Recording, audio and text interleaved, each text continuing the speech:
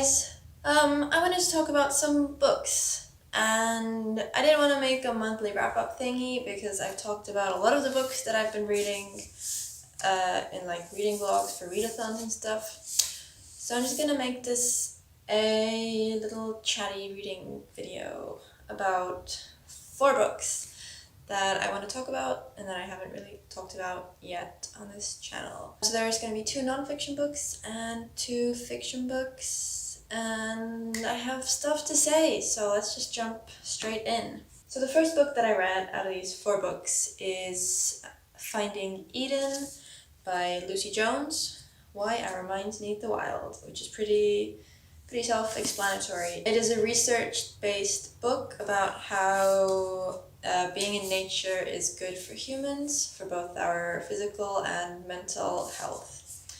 And I thought it was really enjoyable. I liked it because it wasn't just written fully as like a non-fiction book, but it also had a lot of more narrative parts where the author was kind of talking about her own life and her experiences with nature and how spending more time in nature has like helped her, because she has like a history of substance abuse, and then at a point in her life she kind of found a lot of solace from spending time in nature. This isn't like a spending time in nature cures all ails kind of book, but it is a spending time in nature is very helpful for your well-being kind of book. And there's a lot of studies on how it affects our psychology, our well-being, our health. And another thing I like about this book is that it doesn't like put all of the burden on the individual, but it also focuses a lot on how these problems are created by the system, how they're more systemic. So she talks about like the importance of creating more green spaces in cities, putting more funding into things like that, and how the education system should also embrace more nature-based learning. So yeah, really interesting book.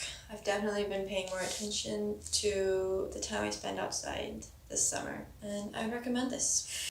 Okay, then the next one I want to talk about is a big one. I read this on e-reader, and that is Thomas Mann's The Magic Mountain. So this is a German classic, a really long one at that. My ebook version was 771 pages. I remember that exactly because I looked at the page count a whole lot when I was reading this. I picked this up because I read some extracts for it at uni. We had a global literature course one semester, and then there's one of the books on it. And I was pretty interested in it. But reading it, I quickly found that the 100 or so pages that we read for uni were quite enough to understand everything that was going on. Thomas Mann really likes to go on for a long time.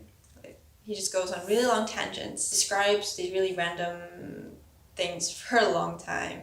Like there was multiple pages of descriptions about anatomy books that the protagonist was reading, and like music pieces that he enjoyed listening to. There was a lot of really long kind of philosophical, religious, political debates among the protagonist and 2 other important characters. So yeah, occasionally my eyes just kind of glazed over and I had to skim through a bit until something new started happening. But the book is basically about a guy named Hans Castorp who travels to a sanatorium in Switzerland to visit his brother who is like sick and living there. And then his 3-week visit turns into a 7-year stay as he's diagnosed with pneumonia, something in the lungs, an infection of the lungs. And then we just kind of follow him and his progress throughout these 7 years and how he grows as a person. I think in general it's a pretty interesting read. Like if you have the patience for a really long, slow read, then I would recommend picking it up. And I definitely felt really accomplished once I finally finished it.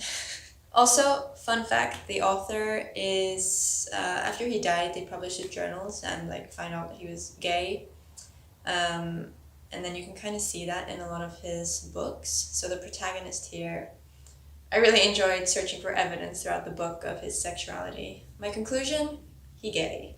The third book I also read as an ebook, and that is Girl, Woman, Other by Bernardine Evaristo, which has kind of been talked about quite a lot, so you've probably heard of it. But it's basically a book that kind of tells the stories of a lot of different, mostly Black women, mostly based in London. It's very multi-generational, and all the stories are kind of connected, which I thought was a really good concept, and I had pretty high hopes for the book, especially since I'd heard a lot of good things from it, but personally I was disappointed by the book. And there are a lot of reasons for this. My first disappointment was just the fact that the first person that she talked about in the first chapter, Amma, she was so cool, and I went into the book not really knowing what's going to happen, so I didn't know it was going to be a book of like where every chapter is a different character. And then I really wanted a book all about Amma because she just seemed so cool and interesting.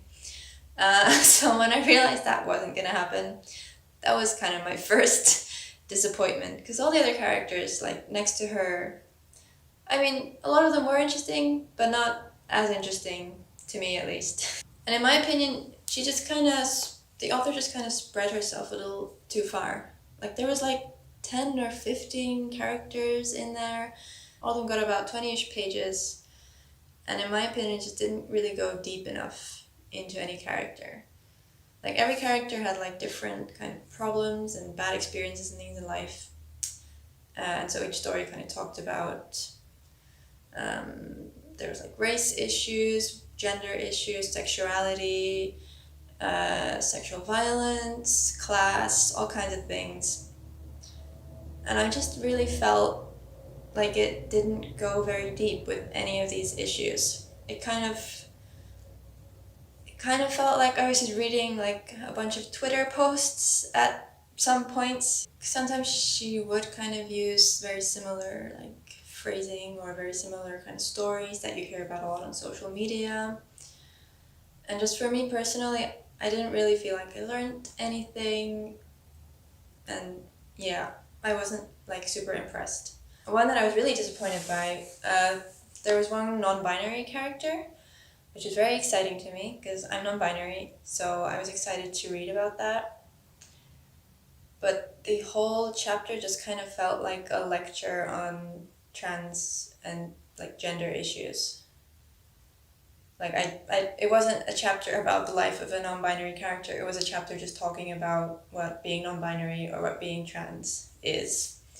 And the worst part is that it was all quite outdated as well, because I think the character, most of the story was like based in the 90s, early 2000s, something like that. So like I'm hoping that's why it was outdated and not because the author actually thought that was the correct thing, but either way, the information was outdated, so I'm not sure what exactly we were supposed to gain from that chapter.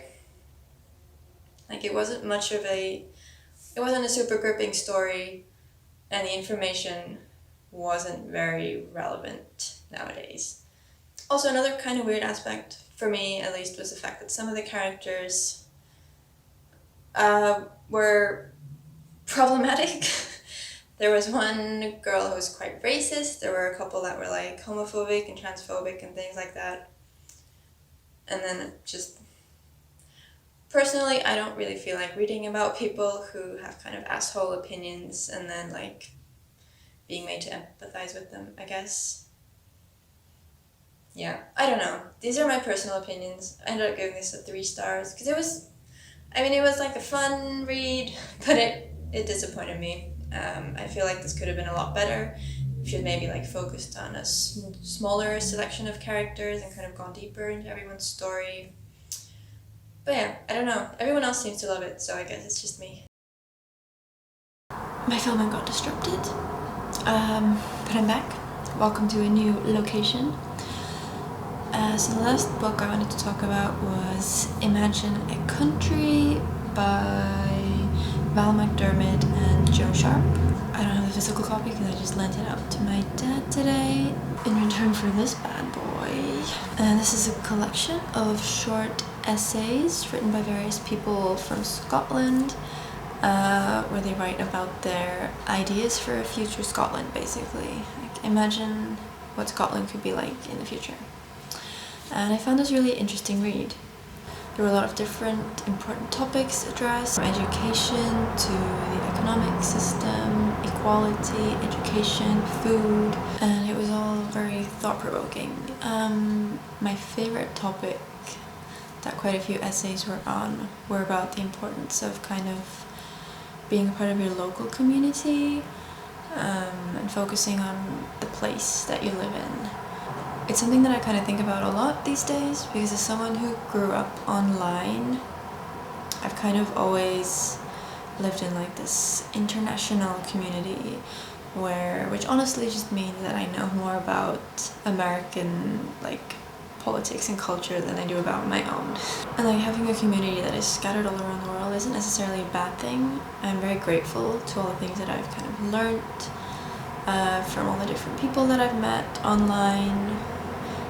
I've learned about so many different cultures and histories and all these things, and it's all like made me who I am, so I can't complain. However, I feel like I'm kind of at a stage in my life now where I want to focus more on what is close to me. I want to know the people that I share the city with.